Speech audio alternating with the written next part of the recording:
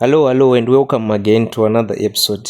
Muri sei guys, I hope muri bokwese kwamungadai muri. Mukatuona tisiri kudisplaya number dzedu dze WhatsApp zvinenge zvichingoreva kuti mamessage anenge achiri akati one day. Apa tanga tichirwisana zvakare nekuti mamessage anga akamborasika aye mufolder randinochengetera mamessages yamunenge muchitumidzira, because kune vamwe vaya kuti vakasendawo mamessages avo vanozosvika pakumadelita nekuda kwekuti tinenge tisati tamaverenga.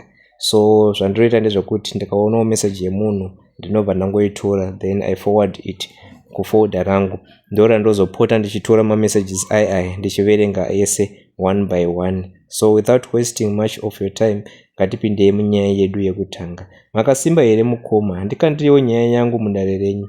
Ndiri mudzimai ati kurei, ndakaroorwa mumusha mune ushereketwa, ini kubva ndichikura ndaipindawo postori. Saka ndakadzidziswa kunamata at a very young age zvekuti kumhuri yedu every Thursday taienda all night, then Sunday toenda futi. Ndakazoroorwa nemurume wangu ndikauya kuzogara pamusha panova ndipo paigara nevabereki vake.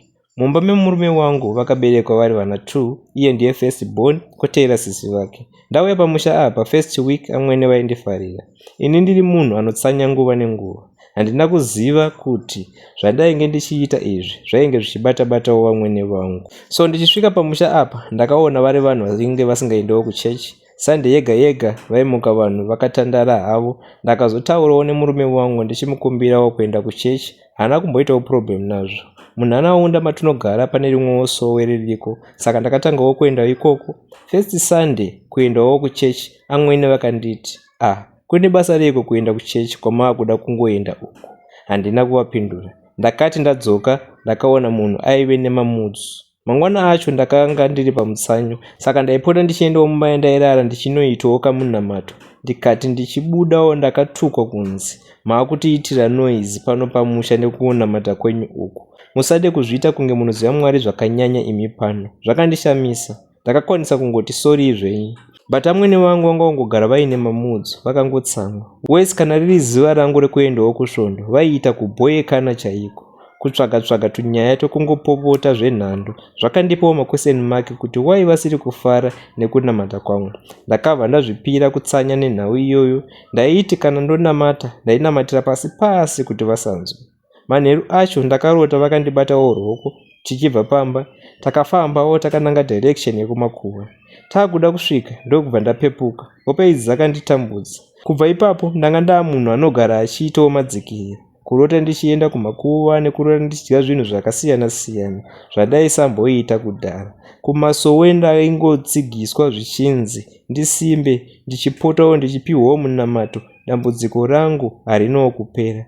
Ndairota ndakabata mazai kunotambidzwawo murume wangu. Ndisati ndasvikawo paari mazai aibva apwanyika ari mumaoko, obva atoyerera nemumaoko mangu umu muzvigunwe. Hope idzi dzaizongopera ndakamira. Pasina nguva vakandibvunza kuti muroora, asi une pamuviri? Ndakaenda kuclinic zveshuwa. Ndakabva ndanoona kuti ndainge nditori nenhumbu yainge ine 2 months. Pasina mazuva ndakabva ndaitawo miscarriage. After 3 months ndakabata imwe zvakare, haina kumbosvika mu4 months ndikaita miscarriage zvakare. Amai vangu vakazouya kunditora vachiti timbofambe nekuti vaiona kuti zvainge zvanyanya. Mukufamba umu makabatwa amai vemurume kunzi ndivo vari kundisvotora mimba ndakarara. Kubva zvandakasvika mumusha umu vaida kundishandisa kuroya, but vari kukutadza nekuti unonamata. Ndiko saka vari kusvotora vana kudaro kuti uvenge Mwari ushaye simba rekuramba uchinamata. Zvinonzi izvo vari kudawo munhu wekusiyira uroyi hwavo nekuti navowo vakatoita hwekupiwa natete wavo, saka havasi kuda kusiyirawo kumwana wavo, vari kudawo kuzviitirawo kumutorwa. Zvinhu zvekuti zvakandityisa. Kana iye murume ndomuudza sei kunzi zvanzi amai vake vanoroya kuchechi, ndivo vari kukonzeresa kuti ndinge ndichibvawo mimba time and again. Ndakapiwawo munamato, mwoyo wangu ndafunga kusiya imba iyi, because kurwa nemunhu zviri spiritual zvakaoma.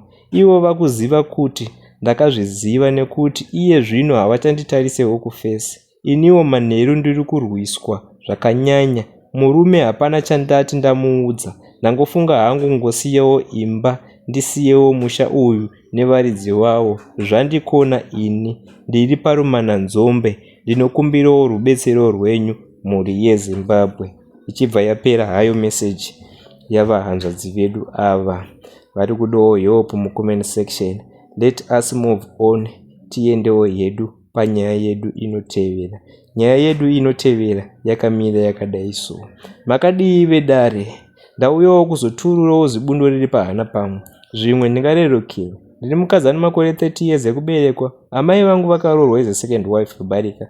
Pakutanga baba vainge vaine madzimai vavo vavainge vainavo vaine vana 3 vasikana vega.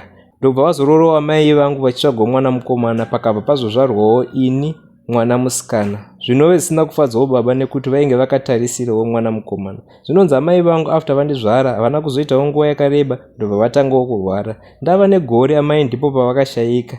Ndakarerwa namai guru, mukadzi wababa wekutanga. Ndakati ndani 8 years ndipo pandakatangawo kuona kusarudzwa kwandaiitwa kubva kune masisters angu anga agara aripo. Neudiki hwangu ihwohwo ndaiita basa rese repamba, ende kamhosva kadiki diki ndaitorohwa zvekuti muviri wangu waigara wakadhinda shamhu. Pandakasvitsawo 13 years zvinhu zvakaitawo wese. Ndaimuka kuseni kuita mabasa epamba, ndapedza ndoendawo kumvura ndodzoka ndikasvinga iwe kehuni nekuti kuzoda kuenda kuhuni ndabva kumvura kunze kwainge kwatosviba. Vana vamai guru vaimuka vakagara zvavo, hapana zvavaimboita, vachitonditi shanda mwana wehure. Baba vaisaratidzawo kundida zvachose, zvichibvira pakuti ndakazvarwa ndiri mwana musikana pachidiwa mukomana. After that munhu akandizvara ndokubva azoshaya. Kunyora kwandiri kuita, ndine rimwe ronda randisingazive kuti richapora kana zvichinge zvaita sei. Ndakati ndatangawo kuendawo kumaperiods, ndakaudzawo amai guru, ndakavaburirawo pachena kuti ndo zviri kuitika pandiri. Ndokutangawo kundibvarurirawo zvihembe zvababa zvakudhara 3 ndakapiwa kuti ndizozvishandisa izvozvo. Masisters angu aishandisa mapedzi good quality chaiyo. Relationship yangu nemasisters angu yanga isina kumbonaka. Umwe utsinyo hwandaiitirwa hwainge huri hwekuti uri mwana hapana zvaunokwanisawo kutiita. Vaindiwachisa hembe dzavo even nemapendi chaivo. Kuchikoro ndaisave dofo but I was average learner. Chaindikanganisa kudzingwa kwandaiitwa nenhau yeschool fees. Baba vaitozobhadhara vaona kuti ndini ndega ndiri kudzingwa asi vamwe vanenge vasina. Ndaimuka na4 kuita mabasa angu ese epamba, na6 ndakugezawo kuenda kuchikoro, asi vana vamai guru vaingomuka nekugeza vodya zvavo voenda kuchikoro. Baba vaitoona zvese zvichiitika kwandiri asi vaisambosumudzawo musoro. Dzimwe nguva ndaigona kudzoka pamba pachiita kunge pasina kubikwa, ndonzi enda kuhuni. Apa nzara yemunhu anenge aswera asina kudya munongoiziva. Semunhu aisatakura lunchbox, ndaizodzoka kubva kuhuni ndaitoona mandiro anenge akatondimirira airatidza kuti anasisi vanenge vadya chikafu changa chiripo, ini ndozonzi ndisuke maplates acho. Ndaitozoti ndaendawo kuhuni ndoponerawo kumagwavha, nzimbe, mango zvichienderana nekuti sizini yacho kunenge kuinei. Ndarara pasi pasinawo mattress, vamwe vangu vachirara pabhedhi. Zvinova zvaindidyawo mwoyo, but wekuudza oro kuchemera painge pasina. Hama dzaamai vangu vanoti vakandinyimwa nababa pavakambodawo kunditora. Masisters angu akazotizira same year, asi chero havo vainge vasinawo kuenzanawo pamakore. Ndakazoti ndava form 2 ndakadana nemukomana aive ava kubvawo kuJoni. Akazoti akudzokera akandiudza kuti ndaidawo kuti unditeere. Ndikabva ndatomuti nditore tiende tese. Ndakamuudza situation yainge iripo. Chokwadi haana kumboda kuramba because aindida. Chimwe chinhu chakandipusha ndechekuti kuchikoro kwacho ndaiita almost term yese ndichingodzingwa, hapana zvandaimbodzidza. Ndakangomuka na4 mumwe musi ndikabva ndaisawo hembe dzangu muplastic kuita kunge ndiri kuendawo kuhuni, ndikatiza chinyararire kuendawo kubus stop ndikanosanganawo nemukomana wangu ikoko. Ndakafamba rafu kuuya kuno kuSouth Africa semunhu aiva asinawo passport, but ndotendawo Mwari takasvikawo zvakanaka. Takagara 3 years pasina kuenda kumusha, asi ndainge ndichingotumirawo shoko rekuti ndiri right kwandiri, musanditsvage zvenyu. Ndakazoenda nemurume kumusha akanorora. Baba vakatonyora zilist riya rekuda kusvotesa kuti zvinhu zvisabudirire, asi Mwari akapindira zvakare. Brother yemurume wangu akabatsirawo nemumwewo, ndokubva amupawo mari, basa rikafamba. Takadzokera hedu Joni. Pandakazoendawo kuchechi ndakaudzawo kuti amai guru vane zvavanoziva pakushayika kwakaita amai vangu, asi handina hangu kuita shungu nazvo, since there was no way yekuti vamutswe amai vangu vainge vatoshayika kare. Saka ndakazongosiyana hangu nazvo. Ndakazongonzwawo kuti 2 emasisters angu akadzokawo kuvarume vakuitawo zvekunwa doro nekuteedzana nemabhawa. Baba vakura wavo vachakwanisiwo kuzvishandira. Ndikasatumira mari zvinenge zvakatodzvanya. Saka ndovakandira pano neapo, but ndinonzwa mwoyo wangu kurwadza kuti kamubatirwo kandaiitwa ndichiri kukura kaisave bhoo. Muna August apa takabvawo kumusha nemurume takasiyawo tarongowo kuisirawo tombstone paguvawo raamai. Baba vakati ndivape mari yemunhu aizovaka kwakuidya zvavo. Kana ndimiwo ndakatozotokumbirawo yemasavings emurume kuti ndingosiyewo ndazvipedza zveguva racho. Baba vakura but vachiri kungoratidza kusandida, but kana vachida mari nemukadzi wavo ndipo pavanobva vati mwana wedu titumirewo shoma yauinayo. Ndinozvibvunza kuti vanhu ava vanofunga kuti zvose zvavakandiitira ndichiri mudiki ndazvikanganwa here? Ndinombofungawo kuwa komfranta hanti zvinonzi baba havana ngozi here. Murume akati beta titsvage stand kure tivake kure navo. Ezvino mahalf sister angu aripo pamba nevana vavo. Ndini ndinopota ndichitumira mari yechikafu because vanenge vakunetsa kuti tine nzara. Ndinombofunga kushinja nhamba ndorega kuvatumidzira mari. Mumwoyo mangu mune zibundu. I don't think I will be able to forgive them at all. Tell us what you think mu comment section. Tibva taenda paimwe nyaya yedu inotevera. Nyaya yedu inotevera yakamira yakadai. Ndinokukwazisai mukoma nevedare renyu. Ndiri murume ane makore 45 ekuberekwa. Mumba medu takaberekwa tiri 3, vakomana 2, musikana 1. Ini ndini dangwe kuchiteerawo brother yangu. Kwozoitawo musikana ndiye Gotwe. Ini ndine mudzimai wangu wandakaroora about 18 years ago. Nemudzimai wangu tine vana vedu 5.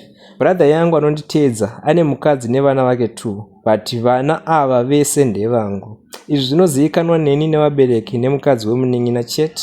Hakusi kuti ndaida kumumitisa mainini ava, no. Nhau yakatangira pakuti brother yangu yakaroora mukadzi wake vakagara 3 years nomwana, zvekuti mukadzi akazopoterera kuna amai vedu achipira nyaya yake, zvekuti zvinoratidza kuti ainge atombozvifambirawo akaudzwa kuti murume wake ndiye ainge asingaberekese. Amai nyakubereka vachinzwa nyaya iyi mwoyo wakarwadza. Vakaendawo kune vabatsiri vavaiziva kunobatsirwa kuti chii chaiitika pamwanakomana wavo, kuti anozvara here kana kuti kwete. Vakaudzwa kuti taona zvanetsa kumitisa kwake, zvichireva kuti aitozofa asina mwana, zvichida nemukadzi wacho futi.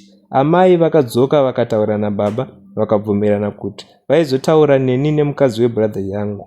Ndakasumwa nyaya iyi yaivepo, ndikakumbirwa kuti ndiite vana nemukadzi webrother yangu asingazvizivi.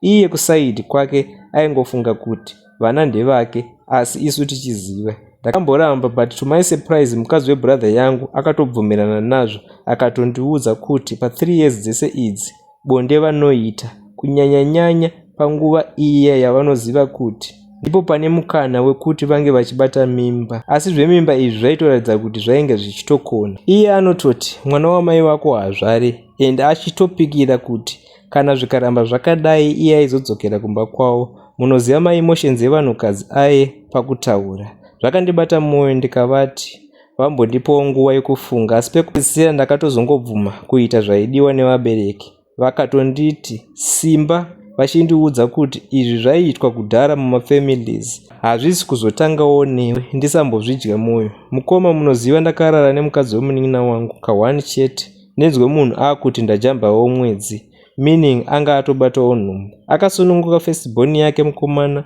Mwana akati ane 2 years akadzoka zve kwandiri achinditi ndakuda umwe mwana. Apa pa 2 years dzese idzi tainge tisina kumbobvira takarara tese, asi nemurume wake vaitosanganawo pabonde zvisina kana dziviriro. Haina kumbobvira yakabata futi, zvekuti ndega ndakaona kuti chokwadi brother yangu ndiyo ine problem zveshuwa. Takadzokorora kusangana pabonde zvakare, mimba ikabva yabata, akabatsirwa mwana mukomana zvakare. Mind you, Pese apa taisangana taienda kumalodge chaiko ari masikati. Iye aibva kumba kwake achinyepa kuti ari kuendawo kumba kwavo. Ini ndaizopawo maexcuses kubasa, ndobuda early ndoenda tonosangana naye.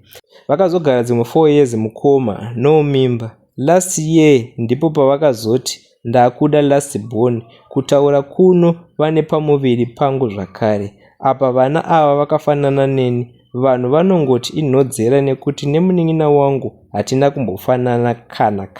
Iye brother yangu anongoti zvakafanana nabamukuru zvevana izvi.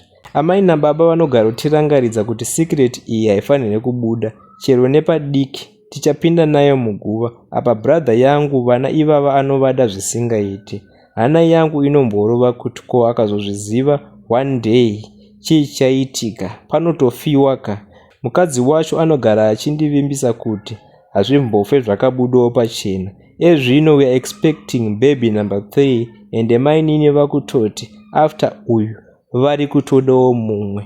Ndakavarambira vakati it's a joke, but ndoziva kuti ndizvo chaizvo zviri pamwoyo pavo. Apa this other day ndaitaura nebrother yangu achinditi ndikuda kana vamwe vana 2, meaning vanenge vachitonyeberana kumba kwavo ikoko. Ndakabva ndapererwa chaiko. Ukuona mama vakuti iwe ita basa woziva kuti vana havasi vako. Ndokumbirawo kubvunza kuti hazvizondipewo here matambudziko mangwana izvi. Ndokumbirawo maadvices enyu. Zvichiri zvokuita vana here kana kuti amainini ndo vakutonakirwawo nabamukuru? Zvimwe zvinhu zvinoitwa nevanhu zvakaoma. But anyway, kana vachinge vachinzwanana nekuwiriranawo nevabereki vavo, zvinonetsa kutonga. Tiudzewo zvamunofunga mucomment section panyau yamukoma vedu ava. Anyway, we've come to the end of this episode. We hope we will meet again next episode yatichange tichikupai imwe nyaya inenge yakangodaro. Tine nyaya dzakati wandei so far, but tichangotraya nepatinogona kuti tingomhanyidzane nadzo so that tinge tichizoverengawo dzimwe dzichazouya, because hapanawo munhu asingade kunzwawo nyaya yake ichiverengwa. Everyone anenge achida kutonzwawo kuti nyaya yake inoverengwawo sei, ende maadvices anenge achimada. Saka tiri kungokurudzirana kuti pamberi nekuadvisana, guys, chero kuri kuti confession inoyi wazosvikawo pakuiteererawo mumwe musi usiri nhasi painenge yasendwa, chingotipawo advice.